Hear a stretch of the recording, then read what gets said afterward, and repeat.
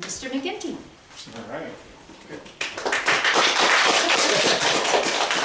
Stand bad, huh? Madam Toastmaster, fellow Toastmasters, welcome guests, especially Rick.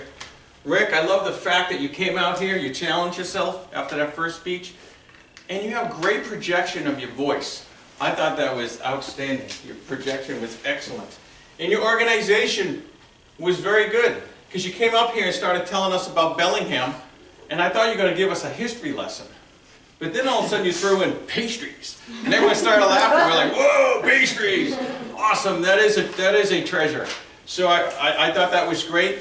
And you talked to us about Bellingham pastries, Edison. You had it down. I thought you might have been a columnist for the Bellingham Herald, writing stories about pastries. So you had a great body, and then you concluded it by telling us what you just told us, that Bellingham has treasures, and the treasures are the pastries. So I thought that was outstanding. And you had great humor. Your humor is very good. And you used the word of the day, and you referred to chocolate chip cookies for Tom, so we could celebrate. That was pretty good. And I did learn something about you, Rick. You know, Rick, he bikes a lot. He bikes like 50, 60 miles.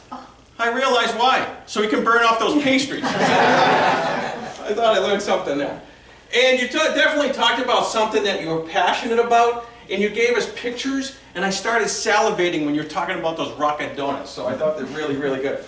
For areas of improvements, again, the first time when you did your speech, you were up at the lectern, I thought it was great that you challenged yourself to get away. You still had your cards, so you still was breaking the eye contact, but that was that was much better. And also your organization of your speech was much easier to follow. There might have been some challenges with some of the transitions, but it was easy to follow because you had a very distinct introduction. You could have talked about three things, but I could clearly see you were talking about pastries and different kind of pastries from Bellingham, Edison, and Linden. I've been to many of those places, and you had this very strong conclusion. The other thing is you might try to talk, you might have been a little nervous, and so you were talking kind of fast. So you just want to challenge yourself, watch the video, and you'll recognize that. But all in all, for a second speech, it was outstanding.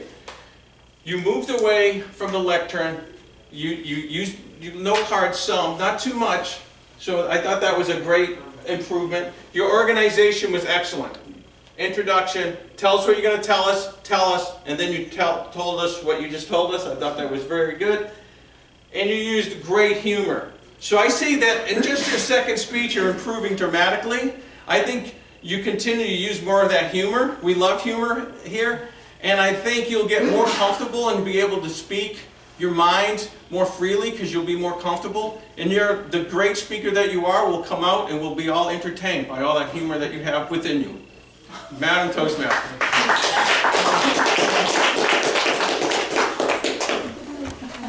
Our second evaluation